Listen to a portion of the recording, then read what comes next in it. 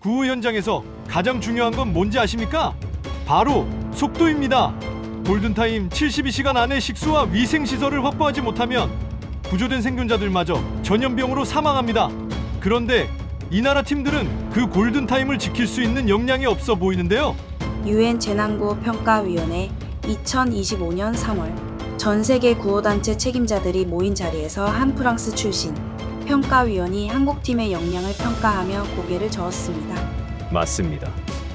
한국은 구호 분야에서 역사도 짧고 경험도 부족합니다. 솔직히 자금 지원이나 하고 현장은 경험 많은 서방 국가들에게 맡기는 게 효율적이지 않을까요? 옆에 앉은 독일 출신 국제구호 전문가가 동조했습니다. 회의장 곳곳에서 고개를 끄덕이는 모습들이 보였습니다. 통계 자료가 스크린에 떴습니다. 지난 10년간 주요 재난 현장 투입 인력수, 구호 물자 전달 속도, 현장 체류 기간, 모든 지표에서 한국은 중위권에 머물러 있었습니다. 그런데 그때 회의장 뒤편에서 한 남성이 천천히 일어났습니다. 미국 최대 국제구호 단체 현장 책임자로 20년을 일해온 마이크 존슨이었습니다. 여러분, 제가 직접 목격한 걸 말씀드리겠습니다. 저는 아프리카 카럼바 내전 현장에 있었습니다. 그곳에서 한국팀이 뭘 했는지 아십니까? 여러분이 지금 보고 있는 그 통계 숫자들, 그건 과거의 이야기입니다. 현장에서 제가 본 건 완전히 달랐습니다. 한국팀은 우리가 이틀 걸려야 할 일을 12시간 만에 끝냈습니다. 그것도 가장 위험한 최전방에서 말입니다. 회의장이 술렁이기 시작했습니다. 마이크는 계속해서 말했습니다. 제가 20년간 현장을 다니면서 느낀 건 구호 활동은 숫자가 아니라 의지의 문제라는 겁니다. 한국이 어떤 나라인지 여러분은 제대로 모르고 계신 것 같습니다. 지금부터 제가 직접 경험한 이야기를 들려드리겠습니다.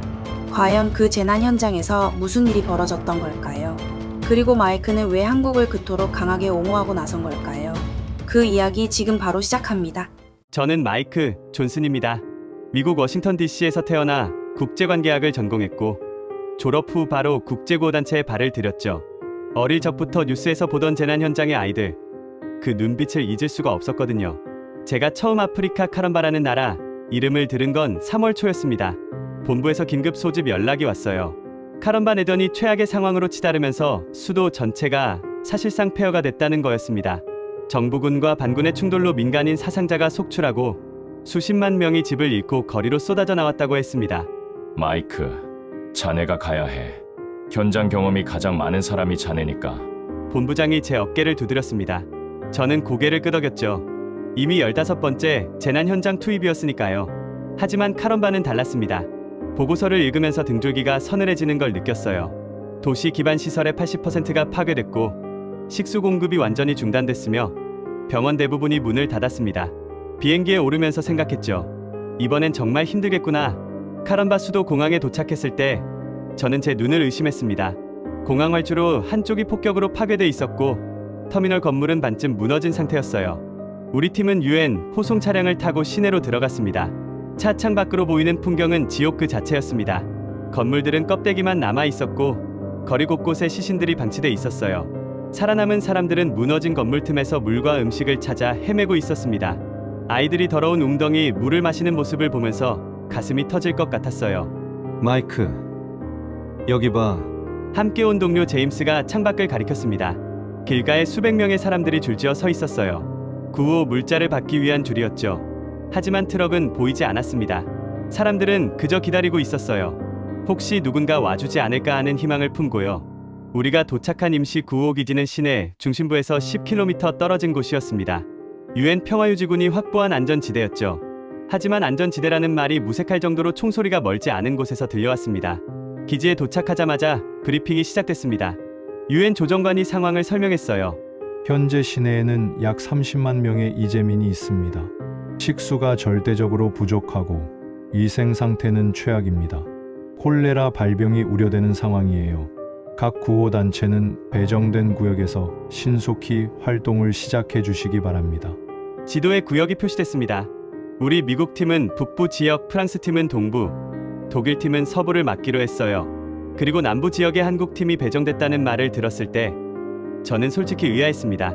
한국에서도 팀이 왔나요? 제가 물었죠. 조정관이 고개를 끄덕였습니다. 네, 이틀 전에 도착했습니다. 인원은 45명 정도 되는 것 같고 장비를 꽤 많이 가져왔더군요. 저는 속으로 생각했어요. 한국 팀이라 솔직히 이런 극한 상황에서 얼마나 버틸 수 있을까? 물론 한국이 경제적으로 발전한 나라라는 건 알고 있었습니다. 하지만 재난구호는 다른 문제거든요. 경험과 노하우, 그리고 극한 상황을 견디는 정신력이 필요하죠. 첫날 밤, 저는 거의 잠을 못 잤습니다. 멀리서 들려오는 총소리, 비명소리, 그리고 구호를 외치는 사람들의 목소리가 계속 귓가에 맴돌았어요. 새벽 5시, 저는 일어나서 밖으로 나갔습니다. 기지 안에서도 이미 사람들이 움직이고 있었어요. 그때 멀리서 트럭 소리가 들렸습니다. 기지 정문으로 차량 여러 대가 들어오고 있었어요. 헤드라이트 불빛이 어둠을 가르며 다가왔죠. 차량 옆면에 태극기가 보였습니다. 한국 팀이었어요. 저는 궁금해서 가까이 다가갔습니다. 트럭 짐칸에서 사람들이 내리고 있었어요. 모두 작업복을 입고 있었고 헬멧을 쓴 채 빠르게 움직였습니다. 그들은 말이 별로 없었어요. 그저 손짓과 눈빛으로 의사소통을 하며 장비를 내렸습니다. 한 사람이 제게 다가왔습니다. 40대 중반으로 보이는 남성이었어요. 안녕하세요. 한국구호단 현장 책임자 김태준입니다. 미국 팀이시죠? 그가 손을 내밀었고 저는 악수를 했습니다. 마이크 존슨입니다. 일찍 출발하시네요. 저희는 남부 지역이 가장 피해가 심하다는 보고를 받았습니다. 빨리 가봐야 할 것 같아서요. 김태준 씨의 목소리는 침착했지만 눈빛에는 강한 결의가 담겨 있었어요. 그는 팀원들에게 몇 마디 지시를 내린 후 다시 제게로 왔습니다. 혹시 남부 지역 상황을 아시나요? 보고서상으로는 식수 공급이 완전히 끊겼고 이재민 수가 약 8만 명 정도라고 들었습니다. 김태준 씨가 고개를 끄덕였습니다. 그럼 정수시설부터 세워야겠네요. 시간이 없습니다. 그는 팀원들을 불러 모았습니다. 간단한 회의가 시작됐어요. 지도를 펼쳐놓고 위치를 확인하고 역할을 분담했습니다. 그 과정이 10분도 안 걸렸어요. 모두가 자기 할 일을 정확히 알고 있는 것처럼 보였습니다. 그럼 출발합니다. 김태준 씨가 말했고 팀원들이 차량에 올랐습니다. 저는 그 모습을 멍하니 바라봤어요. 아직 해도 뜨지 않은 시간인데 그들은 이미 현장으로 향하고 있었습니다. 그날 오전 저는 우리 팀과 함께 북부 지역으로 출발했습니다.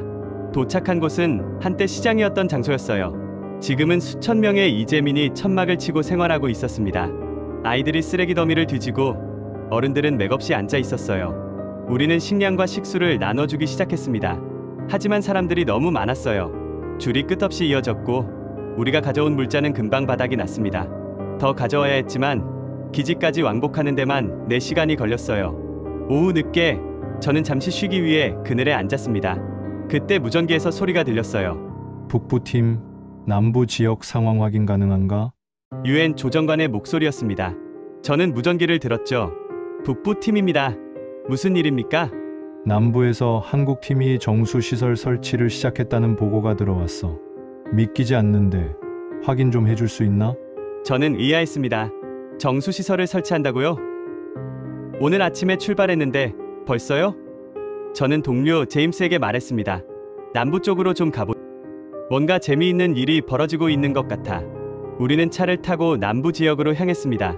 30분쯤 달려서 도착한 곳은 강 근처였어요. 멀리서 사람들이 움직이는 게 보였습니다. 가까이 가보니 한국 팀이었어요. 그들은 강물 옆에 커다란 장비를 설치하고 있었습니다. 정수장치였어요. 팀원들은 각자 맡은 부분을 조립하고 있었고 누군가는 파이프를 연결하고 있었습니다. 김태준 씨는 헬멧을 쓴 채 현장을 지휘하고 있었어요. 저는 차에서 내려 가까이 다가갔습니다. 김태준 씨가 저를 알아보고 손을 들어 인사했어요.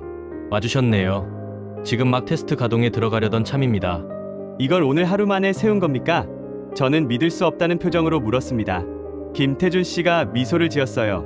아직 완벽하진 않습니다. 하지만 하루에 5만 리터 정도는 생산할 수 있을 겁니다. 일단 급한 불부터 꺼야죠. 그가 팀원에게 신호를 보냈고 엔진 소리가 울렸습니다. 기계가 작동하기 시작했어요. 파이프 끝에서 물이 흘러나왔습니다.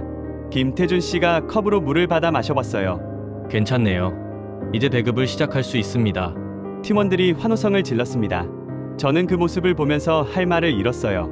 우리는 하루 종일 물병을 나눠주는데 급급했는데 이 사람들은 아예 물을 생산하는 시설을 만들어버린 겁니다. 어떻게 이렇게 빨리 할 수 있었습니까? 제가 물었습니다. 김태준 씨가 장비를 가리키며 말했어요. 저희는 모듈형 시스템을 사용합니다. 미리 공장에서 제작해온 부품들을 현장에서 조립만 하면 돼요. 그래서 빠르죠. 그리고 팀원들이 모두 훈련을 받았습니다. 누가 어디서 뭘 해야 하는지 다 알고 있어요. 그날 저녁, 저는 남부 지역 이재민 캠프를 둘러봤습니다. 한국팀이 세운 정수시설 앞에 사람들이 줄지어 서 있었어요. 깨끗한 물을 받아가는 사람들의 얼굴에 안도감이 번졌습니다. 어떤 여성은 물을 마시고 눈물을 흘렸어요. 감사합니다. 정말 감사합니다. 그녀가 한국 팀원에게 말했습니다. 팀원은 카런바 언어를 못했지만 그저 미소로 답했어요. 그 미소에 모든 게 담겨 있었습니다. 저는 그날 밤 기지로 돌아오면서 생각했습니다. 한국 팀에 대한 제 선입견이 완전히 틀렸다는 거요. 그들은 준비돼 있었어요.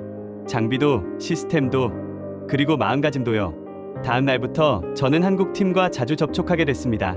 김태준 씨는 매일 아침 조정회의에 참석했고 다른 팀들과 정보를 공유했어요. 그는 항상 데이터를 가지고 왔습니다.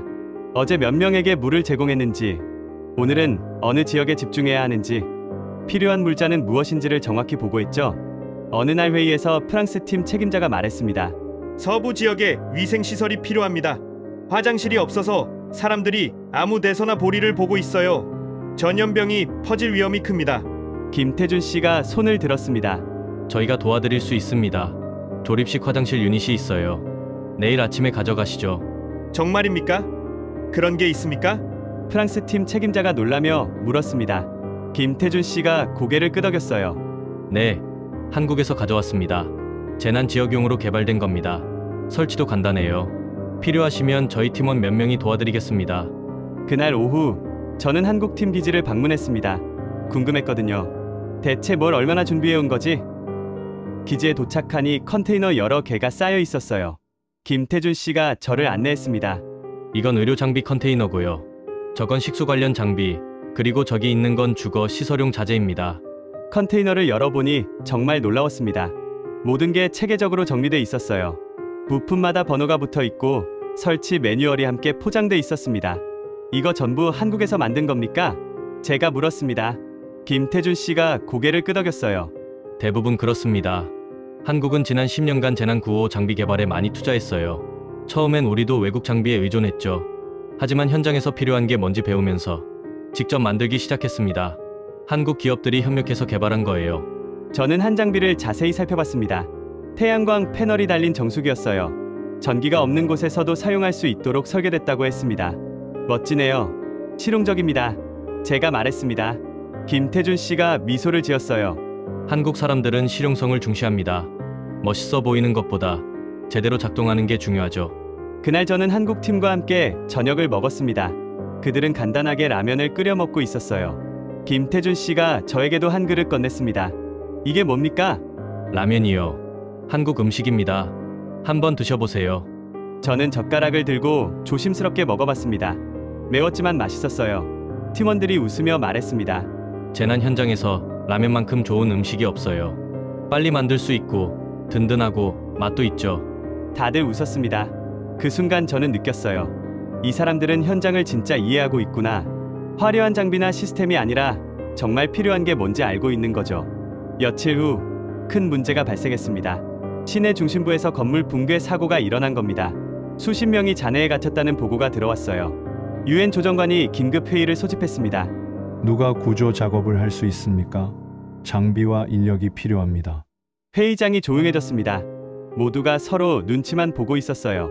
시내 중심부는 전투가 계속되는 지역이었거든요. 위험했습니다. 김태준 씨가 일어났습니다. 저희가 가겠습니다. 확실합니까? 그곳은 매우 위험합니다. 조정관이 물었습니다. 김태준 씨의 표정은 단호했어요. 사람들이 갇혀 있습니다. 빨리 가야 합니다. 그는 팀원들을 돌아봤습니다. 누구도 반대하지 않았어요. 모두 고개를 끄덕였습니다. 저도 손을 들었습니다. 저도 가겠습니다. 우리 팀도 함께 하겠습니다. 김태준 씨가 저를 보며 고개를 숙였습니다. 감사합니다. 우리는 1시간 만에 출발했습니다. 한국팀의 장비 트럭과 우리 미국팀의 의료 차량이 함께 움직였어요. 시내로 들어가자 긴장감이 높아졌습니다. 총소리가 가까워졌고 연기가 하늘을 뒤덮고 있었어요. 붕괴 현장에 도착했을 때 상황은 심각했습니다. 5층짜리 건물이 완전히 무너져 있었어요. 잔해 더미에서 신음소리가 들렸습니다. 사람들이 살아 있었어요. 한국팀은 즉시 구조 장비를 내렸습니다. 절단기, 들것, 그리고 생명 탐지기까지 갖추고 있었어요. 김태준 씨가 팀을 둘로 나눴습니다. 1팀은 좌측에서 진입, 2팀은 우측에서 진입합니다. 안전에 주의하세요. 작업이 시작됐습니다. 한국 팀원들은 잔해를 조심스럽게 제거하면서 생존자를 찾았어요. 하나씩 사람들이 구조됐습니다. 우리 의료팀은 즉시 응급처치를 했죠. 그런데 갑자기 총소리가 아주 가까이서 들렸습니다. 누군가 소리쳤어요. 엎드려! 우리 모두 땅에 엎드렸습니다. 총알이 머리 위로 지나갔어요. 심장이 터질 듯 뛰었습니다. 김태준 씨가 무전기를 꺼내 유엔 평화유지군에게 연락했어요. 긴급 상황입니다. 현장에 교전이 발생했습니다. 지원이 필요합니다. 10분쯤 지나서 평화유지군 차량이 도착했습니다. 총소리가 멈췄어요. 우리는 다시 구조 작업을 재개했습니다. 아무도 포기하지 않았어요. 해가 질 무렵 마지막 생존자가 구조됐습니다. 12살쯤 된 소년이었어요. 소년은 의식이 희미했지만 살아있었습니다. 한국 팀원 한 명이 소년을 들것에 조심스럽게 옮겼어요. 그리고 구급차까지 직접 뛰어가며 함께 갔습니다. 김태준 씨가 팀원들을 모았습니다. 모두 수고했습니다. 다친 사람 없습니까? 팀원들이 고개를 저었습니다. 김태준 씨가 안도의 한숨을 쉬었어요. 저는 그 모습을 보면서 깨달았습니다. 이 사람은 단순히 임무를 수행하는 게 아니라 진심으로 사람을 구하고 싶어 하는 거구나. 기지로 돌아오는 길, 저는 김태준 씨에게 물었습니다. 두렵지 않으셨습니까? 총알이 날아다니는데요. 김태준 씨가 잠시 생각하더니 대답했어요. 두려웠죠. 하지만 그 잔해 속에 사람들이 있었잖아요. 우리가 안 가면 누가 갑니까? 제가 한국에서 구조대 훈련을 받을 때 배운 게 있어요. 두려움은 당연한 감정이지만 그게 행동을 멈추게 해선 안 된다는 거요. 그의 말에 저는 아무 대답도 할 수 없었습니다. 그저 고개를 끄덕일 뿐이었어요. 그날 밤 저는 일기를 썼습니다. 20년간 현장을 다니면서 많은 구호팀을 봤지만 한국팀 같은 경우는 처음이라고요. 그들에겐 뭔가 다른 게 있었습니다. 단순히 기술이나 장비가 좋은 게 아니라 마음가짐이 달랐어요. 다음 주부터 본격적인 복구 작업이 시작됐습니다. 식수와 위생 문제가 어느 정도 해결되자 이제 사람들이 생활할 수 있는 공간이 필요했어요. 유엔에서는 대규모 임시 주거 단지를 건설하기로 했습니다. 김태준 씨가 회의에서 제안했습니다. 저희에게 조립식 주택 자재가 있습니다. 한 유닛에 사람 5명이 생활할 수 있어요. 필요하시다면 제공하겠습니다. 얼마나 빨리 지을 수 있습니까? 조정관이 물었습니다. 김태준 씨가 계산기를 두드렸어요. 인력을 총동원하면 하루에 20유닛 정도 가능합니다. 일주일이면 140유닛, 약 700명이 들어갈 수 있는 규모가 되겠네요. 다른 팀 책임자들이 놀란 표정을 지었습니다. 독일팀 책임자가 말했어요. 그건 불가능합니다. 아무리 빨라도 한 달은 걸릴 겁니다. 김태준 씨가 미소를 지었어요. 저희는 한국식 빨리빨리 문화가 있습니다. 한번 보여드리죠. 다음 날부터 한국팀의 건설 작업이 시작됐습니다. 저는 현장에 가서 직접 지켜봤어요. 팀원들은 마치 공장 조립 라인처럼 움직였습니다. 누군가는 기둥을 세우고, 누군가는 벽을 끼우고, 누군가는 지붕을 올렸어요. 모든 동작이 정확하고 빨랐습니다. 오후 4시쯤 첫 번째 유닛이 완성됐습니다. 작은 집이었지만 튼튼해 보였어요. 문과 창문이 있고 내부에는 간단한 침대와 선반이 설치돼 있었습니다. 김태준 씨가 근처에 있던 이재민 가족을 불렀습니다.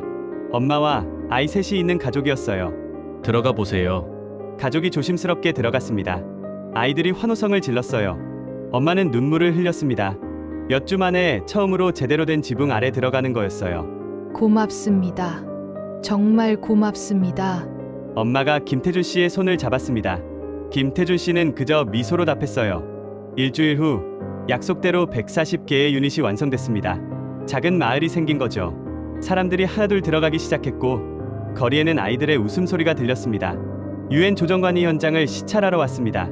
그는 마을을 둘러보며 고개를 저었어요. 믿을 수가 없군요. 일주일 만에 이걸 해냈다니. 김태준 씨가 겸손하게 말했습니다. 팀원들이 잘해줬습니다. 그리고 현지 주민들도 많이 도와줬어요. 조정관이 김태준 씨의 어깨를 두드렸습니다. 한국은 정말 대단한 나라입니다. 이번 일로 확실히 알았어요. 저도 옆에서 고개를 끄덕였습니다. 맞는 말이었거든요. 그 후 한 달 동안 저는 한국팀과 거의 매일 함께 일했습니다. 그들과 함께하면서 많은 걸 배웠어요. 효율적인 작업 방식, 철저한 준비, 그리고 무엇보다 포기하지 않는 태도를요. 어느 날 저녁, 김태준 씨와 둘이서 차를 마시고 있었습니다. 저는 궁금했던 걸 물어봤어요.